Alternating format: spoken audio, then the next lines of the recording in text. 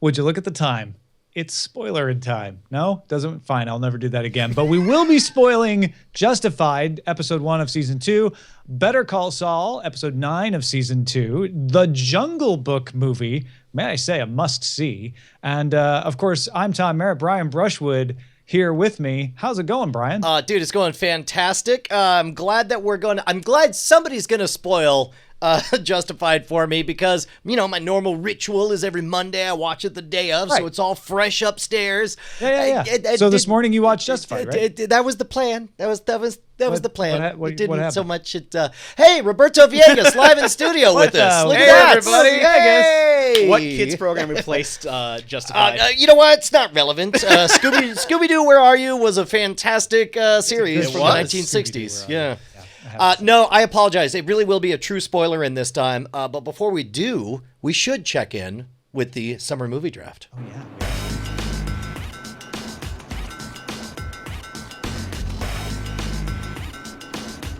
Here comes the dollar for dollar spent crown. Woo! Jungle Book gets $103 million in its opening weekend for DTNS.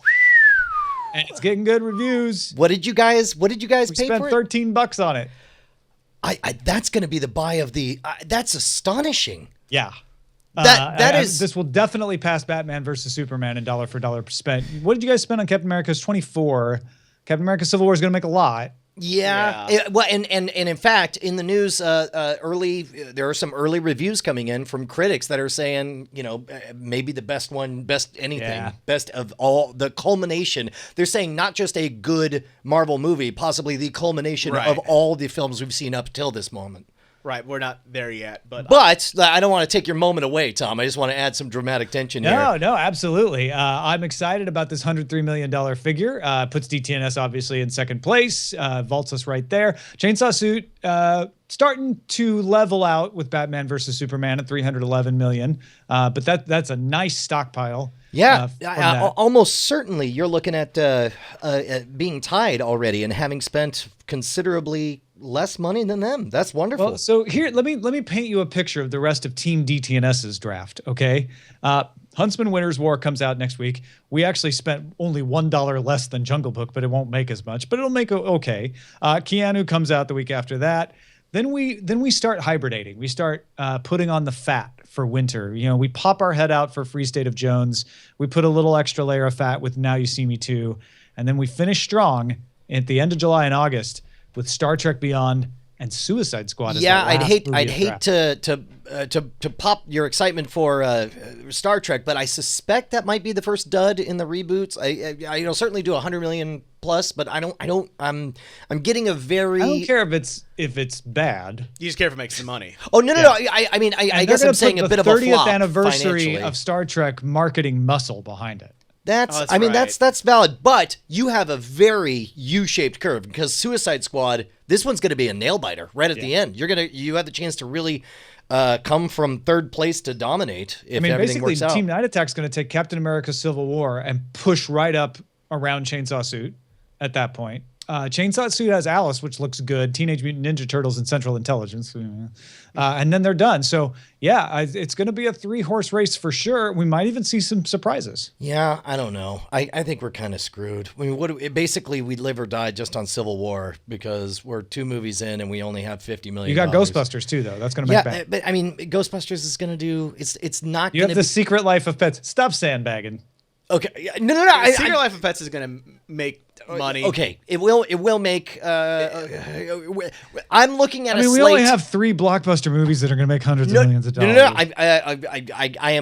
I'm bearish on Ghostbusters because it will not be an out-of-the-box female comedy, which is what really explodes and gets people excited. It's going to be constrained to Ghostbusters sequelness. Right. And so I'm thinking 150, 200 million. Secret Life of Pets will do good for a kid show, maybe 200 million for that. But that means for us to hit $1 billion, which again, winner of the summer draft usually does about $1 billion.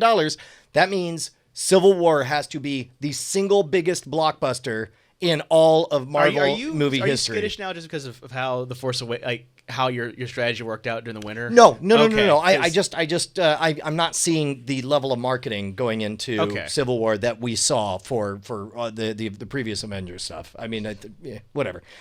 We'll see. let's get to some triage. That's what we call our feedback segment here on Spoilerin Time. Last week, Brian apologized, which I say never do. But he did it anyway. That's not true. I don't say that. But he apologized for maybe not watching all the things. And that just invited Marcus to give you a performance review, Brian. Uh-oh. You want to read it to me? I'm ready. I'm listening. Okay, I'll put on my boss voice. This is Marcus, the boss. This is your boss here dropping by for a quick performance review. Now, I want to reiterate just how good a job you guys are doing. It's really top-notch work for a top-notch podcast. That said, I do have some constructive criticism for Brian. Brian, our viewers looking for specific things from you and Tom individually. Tom provides correct opinions and you provide incorrect ones. The viewers are tuning in to hear you two argue about something in which you are always completely wrong. When you neglect your media consumption, the potential for arguments in which you're wrong during Spoilerin Time drops dramatically. Now, while yes, you did meet your minimum quota this week, I think we can all agree you're not a minimum kind of guy, Brian. This isn't a minimum kind of production. Just look at how great Tom does. So keep up the great work on the show, guys. We really couldn't do it without you. Marcus, I hear where you're coming from. If I was in your position, I would have thought the same thing. Now, let me explain what's happening behind the scenes here. I got kids. I got kids, and that means I consume a lot of media that you don't want to hear about. I've stared into the dead fleshy eyes of Dora the Explorer. I can recite word for word entire episodes of Scooby-Doo, Where Are You? And I don't think that that's what you, my boss, deserve to hear. Now, as this is all coming from me, it is almost certainly incorrect, but I do want you to know that your feedback is understood and appreciated. Brian, as one of your bosses, I'd love to hear your take on My Little Pony. Look, it goes in waves and cycles. I'm just saying. This is your boss. Although I will say we've been rewatching Avatar: The Last Airbender and Legend of Korra. Still so good, so good. It's the best. It's so epic. Now, by the way, Marcus did say this was an attempt at humor. He didn't mean it to sound mean. He was having fun. And the other thing is, like, not only do you have kids that takes up your viewing time, so that immediately I'm going to watch a couple more things. But the thing I do at the end of the day when I'm done with all the podcasting is put on a couple TV shows to take my brain off. I find video games harder to relax with because I need to focus. And so I'm playing fewer video games than you, and not that you have a ton of time to play video games either, but I'm like devoting every extra cycle to television shows. Well, and keep in mind also that it is actually a symptom of there being so much really good television that I've not been able to finish Daredevil, still haven't finished Man in the High Castle, still haven't finished Unbreakable Kimmy Schmidt and stuff, is because I will be in trouble if my wife walks in and sees me watching it without her. It will damage my relationship. And so it's like I am doing my best to, but there's a very tight window, and after that she goes to bed, and I'm like, well, I'm not gonna watch that. Well, for me, gaming is like my last vet. Like watching certain content. Like I watch House of Cards for the House of Cards show with Jackie, and I have to watch that sort of for quote unquote work. And like video games, my last vestige of sort of this is just for me. And this is just my thing. No, and that's the thing. It's like, trust me, I would have noise television on all the time, and I would be vaguely up to date on everything on the planet if it would not be repugnant to my wife and get me in trouble for watching stuff that she wanted to watch with me. So here's our service level agreement, folks. Every Spoilerin Time, we will have spoils of 2 shows, one of which is an ongoing show from the past, like we're doing with Justified. The other will be that one show that we both can agree we'll definitely be watching as it airs every week, Better Call Saul in this case. And then hopefully 1 or 2 more, just as it happens, as we're able to do. Sound fair? Yeah, we're going to wait for your answer at cordkillers@gmail.com. Sure. All right, let's start off with the Jungle Book here. And by the way, Roberto didn't watch any of these, but he's going to hang around anyway and get spoiled. As an example to those of you who take spoiling too seriously. Thank you, Roberto. Yeah, it's my pleasure. We call him Spoiling Jesus. He's suffering the slings and arrows. Let's talk about Jungle Book. I thought it was 99% perfect. It was a well done effects to where I forgot I was watching animals that weren't real. They did an amazing job. As an animal lover and a pet owner of 2 dogs, I was like, those look like animals. They are walking and their tails are waving and bugs are landing on their face and they have to flick them away in the middle of one of their sentences. The way it really happens in real life was amazing. I thought that the story, it is Rudyard Kipling's Jungle Book adapted. Obviously, it's not terribly faithful to the book, but it's not awful. It was well told. as the story goes. I thought the casting was spot on and amazing. I had but one point that took me out of it, Brian. All right. Yeah. No, hit me up.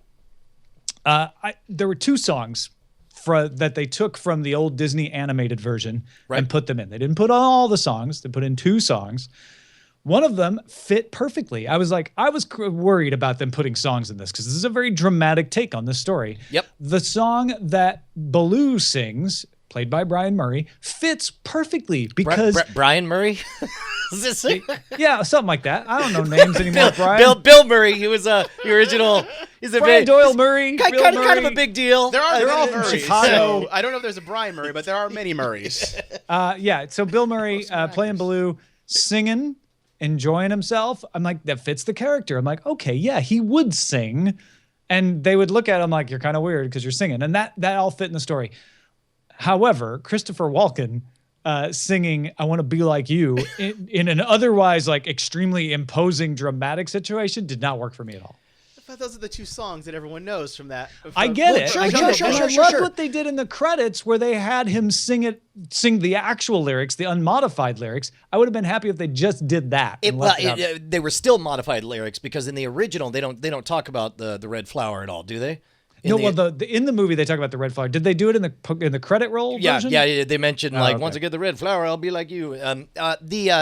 Totally agree that of the song integrations, one of them fared better than the other. Specifically, what I adored, I got really nervous when I was like, that background Zydeco music sounds like it's getting a little loud. I was like, are they gonna sing this song? And I kind of tightened up. I'm like, I think it's gonna do a musical number. And then when they got to singing, they were both off key. They were both off rhythm. It was sloppy. It was exactly the way you would expect a lazy, selfish bear floating down a river having a good day to just bellow out some off-key songs. Right. And it was, the song that we all know. And it was presented as like, this is an old song about the good life. And that's all it was. The reimagining of King Louis was... Bonnie hated that entire set piece. Now, granted, we had a distracted 3-year-old, and I think she had to leave for a little bit of it. But she didn't like the mafioso New Yorker kind of setup that they had. I found it haunting and chilling. I saw naked ambition. I saw the cold, calculating eyes of an alpha male in a chimp tribe. I'm terrified of chimps. Chimps eat fingers. They bite. They live with humans, and then they bite off their faces just on a whim. That's what I saw. I do think the transition to getting away with singing the song was a clever adaptation. I think somehow, I'm speaking out of turn, and I'm not culturally aware of exactly what it was, but I always had the vague sense that there was slightly racist overtones of the whole like I want to be like you thing in the old Disney performance. All of that was replaced with instead this sinister, calculating, I want to steal fire. I want you to be my Prometheus and work for me. And as he tries to seduce in this creepy, almost lecherous, sweaty-fingered way, like, hey, kid, you'll never want for anything. I'll make it real nice for you. Right. It was gauche and horrific, and I loved it for what it was. I thought it was wonderful. And by the way, Ryu Planeswalker points out that instead they just replaced it with racist Italian overtones. Granted, this is why I'm just talking about strange feelings I had while I watched it. Is Christopher Walken actually Italian though? It doesn't matter. He's definitely playing. I don't know that character. You don't think it's stereotypes? Like it's like, well, it's who he is. He's from Queens. Well, and that's... You could just say it's racist to people from Queens. I think that is the problem. I think you nailed it, Tom. That is the problem with that set piece and that moment and that music is that it doesn't strike just one tone. Do you remember the first time we all figured out that Christopher Walken could sing and dance? Was that moment that we saw him for an entire decade playing sinister, offbeat characters, and then in the Fatboy Slim video, Weapon of Choice, we see him start off with dark energy and suddenly just radiate pure sunshine and joy. Yeah. And it was like, and you were filled with joy. Yeah. It was all the way dark. It was all the way light. This kept me off kilter and made me uncomfortable because I never knew, because you're right, Tom, in that it was creepy and weird. The exact same song where he's talking about stealing fire and running this joint, and being the real king of the jungle, to have it played a second time in a nostalgic, like happy dancing around monkey thing in the credits. You're right. It didn't sit well with me. Yeah, and Beatmaster was making me laugh because he's like, did he talk about his father's banana that he carried for 5 months? Where was that banana, Tom? I carried your father's banana up my ass. So here's what I actually, and I think it's interesting that you were 99% on board. I thought it started off very, very strong, and I think it ended very, very strong. During the rest, there were 3 points I checked my watch, and I never checked my watch. If when I'm at the movie theater, it's very easy to cast me under its spell to where I get sucked into everything. And I think part of the problem is that tonally it shifts so very, very much. I agree. I thought the casting was wonderful. I thought Idris Elba was amazing as Shere Khan, except for, and forgive me for saying so, I hope her feelings aren't hurt because I know she's watching, Scarlett Johansson. I didn't really buy as oh, the really? Snake. See, I thought she was amazing. In fact, I felt like she was underused. It took me out of it. Because only in that one short scene. Yeah, it took me out of it because it's like I'm just knowing it was Black Widow. But her. Yes. Yes, it's the character Black Widow. She's undercover as Scarlett Johansson. Okay, so I think it was good. I think it was worth watching. But here's the biggest thing I noticed. We watched Zootopia. Yes. And the biggest thing that blew me away about Zootopia was they took cartoons and they had the perfect blend of anthropomorphic human animals, right? Completely agree. This was, unfortunately, they went for a more realistic tone, which, if you have kids and you have Netflix, you probably have seen any of the Space Buddies, the Santa Buddies. They're a bunch of golden retrievers talking, right? They take golden retrievers and then they animate the mouse. Right. So their eyes are dead and cold because dogs don't know how to act. Right. They don't learn their lines. They don't hit their marks, right? This was dead and cold. This was better, but it didn't entirely get away from it. There were brief moments whereas Zootopia from beginning to end, every expression was a delight because I was like, oh, that's very Fox-like. Oh, no, wait, that's very human-like. Oh, that's relatable. This one, much more often than not, every so often it slipped into dead eyes. And I can see where if you're very familiar with that series, that this is going to pull your brain into wanting to compare it to that, and that's just an unwanted image at that point anyway. Yeah. So yeah, that's totally fair. It was funny. Eileen didn't like it as much as me. She liked it, and one of the things she kept saying when we came out of theater, she's like, "Yeah, but Zootopia was better," and I was like, "Wow, they're different movies," but I think because it's realistic portrayal of animals and what they would be like, even though they're totally different kinds of movies in other ways, there is a natural comparison there. And I will definitely admit that Zootopia was better. Yeah, okay. It's completely valid to say apples and oranges, but also it's a fact. It is a scientific fact that Zootopia was better. The moment it was over, I walked past the Zootopia theater and I was just like, I just wish we could just walk honestly, in and just watch it again. I almost saw Zootopia a third time. I believe it, man. It's that good. I adored that. I'm excited for Jungle Book, and it looks great, and I'm glad to hear that at least it's getting positive reviews. Like, on a side note, like, Disney's kicking butt this so far. Oh yeah, absolutely. And look, they don't need my praise. They got all my money. I would like to do that watch check thing more regularly, because that is something I do too. Where even if I don't necessarily look at my watch, those moments where I think about it, definitely tell me that the story is losing me. Saw Batman versus Superman yesterday. Oh. Had about 5 or 6, maybe 7 of those. Oh, dude, that's great. Real quick, before I want to hear just a little bit about Batman vs Superman, because I will not go to the movie theater Neither to see will it. I, so you tell me. But You're specifically, I think also my expectations suffered a little bit because Jon Favreau just killed it with Chef, his last movie. And I must have watched Chef 2.5 times. I watched it and watched it again with the family and stuff. Scripting is so tight, and it's like he knows how to tell heart and tell a story. And this one just, I would rather watch Chef again. I would rather watch Zootopia again before I watch Jungle Book again. Okay. Well, I haven't seen Chef, so I can't really say. But I would watch Jungle but Book again. I would watch Zootopia if I had the choice between the two. Yeah. Okay. Tell me about Batman versus just real quick, Batman versus Superman. I went because it was a cheap noon showing. I would had the theater mostly to myself.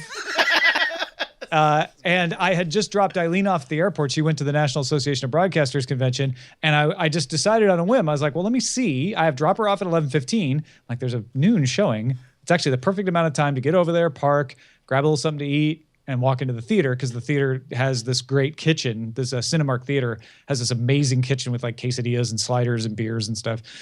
So I go in and I sit down and I have a little quesadilla for lunch and watch Batman versus Superman. That perspective is fine, totally fine. I'm curious. I kept comparing it to the Phantom Menace. Oh no! In that I was like, oh, there's a really good movie in here. Someone just needs to edit it. And pull out, get rid of a few parts. And then, actually, it was probably 2 movies. There's a Batman movie and a Superman movie. So, anyway. All right. I have so many questions, but I don't have much time. Sooner or later, we all have to experience that movie. Yeah. Let's move on to Better Call Saul, episode 9 of season 2. The Kim Wexler incident, for one thing. Kim is confronted by Chuck about, who's just guessing, but is convinced because he knows his brother, that his brother undermined him with the papers, which we know because we've seen it, that he in fact did. And there's a great moment where you don't know whether Chuck has convinced Kim. You know that Kim only wants to do things up and up. She's not going to forgive Jimmy if it's not up and up. And she 100% defends Jimmy. So you think, oh, I guess Kim is convinced that Chuck is lying because he is kind of unbelievable. And she makes a great case about why he's not credible. And then you realize she's a really good lawyer, because as soon as they get back in the car, it immediately becomes clear that she in no way bought Jimmy's version of this story and knows that Chuck is probably right. Yeah, I doubly loved the follow-up of the awkwardness of getting into bed, and he's like, do you want to talk about it? She goes, not now, not ever. And then this pause, and then like, oh, good night. And then just all she had to say was a very legally appropriate offhanded comment that your brother is a very powerful adversary. I would, if somebody were to take him on, that person should cover all of their bases. And then without saying a word, he just gets up, gets dressed, and gets to work. Not a thing for him to find. Yes. I think is the last thing she says. And he's just like, okay. Which, by the way, was fantastic because it got real tense. And then we get to see more. And this is what I want to get out of the show, is the slow descent. By the time we see Saul Goodman in Breaking Bad, he slipped so far down. He's not slipping Jimmy. He slipped Jimmy. Exactly. He is barely pretending like he's speaking between the lines, and at times just doesn't speak between the lines. He just walks in. He's like, hey, you got to fake this. We got to falsify that. We got to do this, blah, blah, blah, blah. I'm a criminal dressed as a lawyer. But now we're seeing that slow descent where he walks in and just, explains that someone wasn't here as he puts $5 $20 bills on the table, and then asks about cameras, and then they're speaking in code and stuff. Hey, Tom, how did you watch Better Call Saul? Did you watch it on DVR? I watched it on Sling TV the day after I heard about your experience watching it on Sling TV. I watched it on demand and it was fine. I got my popcorn. I got my I have a hard hat with 2 beers in the sides and it's straw that goes down and it says #1 Better Call Saul fan. Well, and I get cold sometimes, so I actually had a custom made blanket. It's called my Better Call shawl that I wear around myself, and I get all cozied up. And I have my giant foam finger that says Saul Goodman's #1. Yep. I inflated my wacky waving inflatable arm tube man in the background. I wore my purple tie. So excited. Right. And watched it live. I went back. I was a prodigal son. I went back to Sling. You know why? Because somebody at Sling is a fan, a personal fan, and he said, "Come get it." Well, he said, "I could probably get you a comp account." I said, "Oh, don't give me a comp account. I'm just gonna come on back." And you know what? It worked. It worked so good last week. I was saying some great things about that, and then we get to the moment. Spoiler alert. There's a bit of a surprise ending, little high tension moment. And, you know, it's oftentimes a lot of things happen very last minute. In this case, we see Jimmy's brother smack his head in the middle of having a fit and possibly seriously injuring him, maybe killing him. We don't know yet. And I definitely wouldn't know because right at that moment, I didn't get to see credits. Any of those little things that sort of tell you, hey, it's over. Instead, it hit his head, and then it just says, "This title is not available." Not great timing. No. Not. And it's a crappy thing that Sling does where it treats each episode as its own on demand, even when it's streaming live. I've had it do that to me with The Walking Dead before, where I was like watching last week's episode and it gets to the beginning of The Walking Dead. I'm like, okay, I'm ready to watch live Walking Dead. And it goes updating and then just starts spinning. Like, yeah, I had. Let me tell you something. So the last thing you saw was Chuck slip because he's like, "Oh my gosh, I'm stressed out, and there's so many electromagnetics in here. I must be having a fit because I've convinced myself that's true." And then he slips and falls and hits his head. And hard. And is that the last thing you saw? Yeah, well, I did see a little bit of Jimmy standing there going like, "Someone call 911." Someone call 911. Like wanting to run and help, and yeah. And it was great because it was the highest tension moment possible. And my guess is I didn't miss anything, and it went to credits at the point. But again, I wouldn't know that because it cut off. Right. No, and I think that's the worst part is that basically you see Jimmy wanting to run, saying call 911, looking, and then that's it. It just goes to credits, and you're left wondering what happens. Correct. But not quite as poignantly as you were left wondering what happens. Yeah. Well, if I saw credits, I'd be like, wow, that was a high tension moment to choose to end the program on. Well played, Vince Gilligan. Instead, it's like Sling burst in to be like, that's all you see. Brian, you're looking at this all wrong. You got the upgraded extended attention version. That's what I was going to say. This is all Vince Gilligan's plan. He's got a deal going on with Sling that cuts it fair enough immediately off. But what a great way to end it, because you have a very murky situation where it would be an admission of guilt for Jimmy to appear. He can't do anything there at all. The first thing that they're going to want to do if there's any kind of criminal activity is check the VHS tapes, which can't be suddenly scrambled or lost or whatever. Although that would have been the day before, so they could have. But they'll see Jimmy come in. Oh, that's why. That's right, because they see Jimmy come in just beforehand. Boy, what a pickle. That Jimmy, he's in some trouble. I wonder if it all works out really well for him and then works out very badly. I'm sure it's fine. It's going to be fine. Totally. Chuck's going to wake right back up. In fact, he's probably going to have a little amnesia and forget why he was there. It's all just going to go away. No problem. Right? This isn't 11/22/63, Tom. You can't. By the way, sorry. I was confusing my different shows. The other side of this is we've been not complaining, but we've been noting that Mike's story is seemingly the A plot because it's the more interesting one. Mike has a great story in this episode, but it is definitely the B plot to Jimmy's story. And yet it's showing Mike, I don't know if he's like growing into someone more criminal, but he was always a bit like this, but like, yeah, I don't care if it's Hector Salamanca. I don't care if it's the cartel. I'm careful enough. Nobody saw me. I'm going to F with you if you F with me. Yep. Well, and specifically, though, he sees the difference when he sees how difficult it is to act as a gentleman in the underworld. And the punishment is like that moment when Nacho is like, hey, man, that guy, he's like, how come it wasn't in the papers? He's like, oh, yeah, because you doomed him to death by letting, some random person show or I'm sorry, not it was the Samaritan. That was the real twisted part. It wasn't even their own guy that it killed. It's great, and Mike's great and terrifying. How will you be watching it tonight? I can't. I'm going to rely on you, Tom. Expect a call shortly after. Fool me 3 times, Sling. But, I guess call, that's what you do. Okay, so you're gonna try again, is what you're saying. Yeah. Okay. All right. I thought you were gonna call and have me tell you what happened. I was like, Well, no. I mean, at the end, when it craps out it again, does that again. Right. All right, let's get into Justified, episode 1 of season 2. And as Brian admitted on Cordkillers and earlier in the show, you have not viewed this yet. It stars brilliant character actress Margot Martindale, though, Brian. I don't know who that is. What would I recognize? You've her from? seen BoJack Horseman. Yeah. She is in BoJack Horseman, plays brilliant character actress Margot Martindale, who goes on a crime spree. Oh, okay. I believe you. Anyway, she is a brilliant character actress. She's been in FX, The Americans. She's been in a bunch of shows. She plays the convenience store runner and also the person who runs the pot farm. And it is a story about.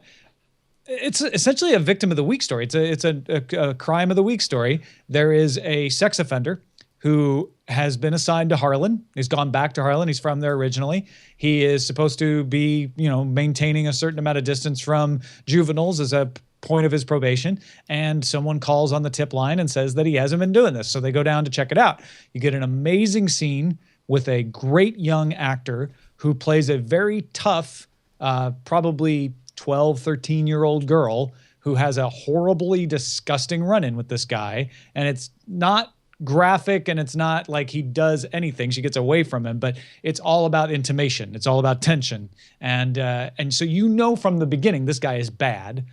And what it turns out is that Raylan knows everybody involved in this. The sex offender was being employed on the pot farm. Margot Martindale's character didn't realize he was a sex offender or didn't care, but now she does, and she wants to get rid of him. And it's this whole intricate plot that ends up with them killing the guy who called the tip line, not because he called the tip line for the sex offender. It's because he didn't go through channels. He should have told Margot Martindale about the sex offender guy bothering his daughter.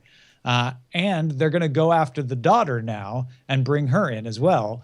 All of this bookended by the search for Boyd, who's still on the run. So that's my real question was when we ended that first episode, I was convinced that season 2 would pick up immediately afterward, but it sounds like some time has passed. It does. No, it picks up fairly close. It's like the next day, I think. Raylan is in some hot water.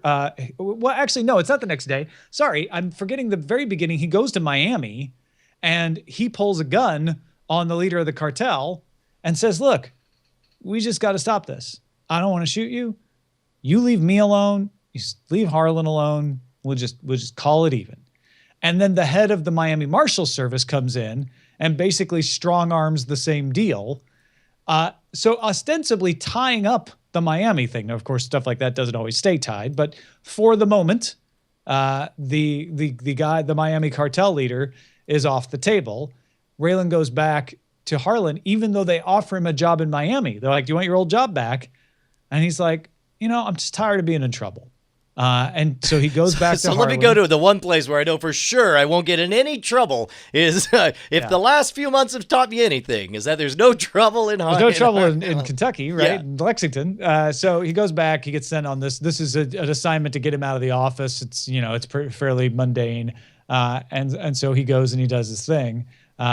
And when he comes back, there's a little bit of asking about Boyd with Margot Martindale's character, and there's definitely the intimation at the end of this episode that we have not seen the last of the Harlan pot growers, and that is fascinating, and it's going to be tied up with Boyd somehow. Well, I'm excited to watch the two of these back to back this week because it's different. I have pacing issues that you don't seem to have. It's like I watch one, I just want to keep gobbling them up. So it'll be good to binge two of these back to back. Well, that is it for Spoilerin Time. Roberto Villegas, thank you so much. Yeah, no problem. Thanks for having me again. Do you feel sufficiently spoiled?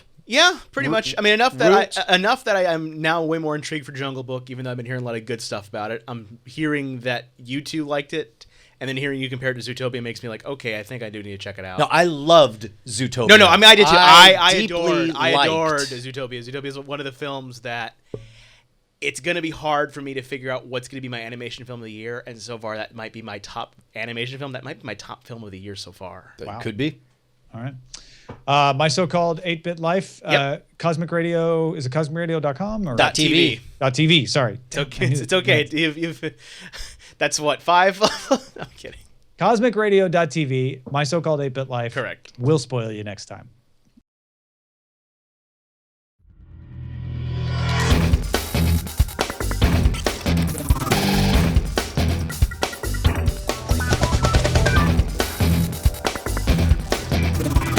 Diamond Club hopes you have enjoyed this program.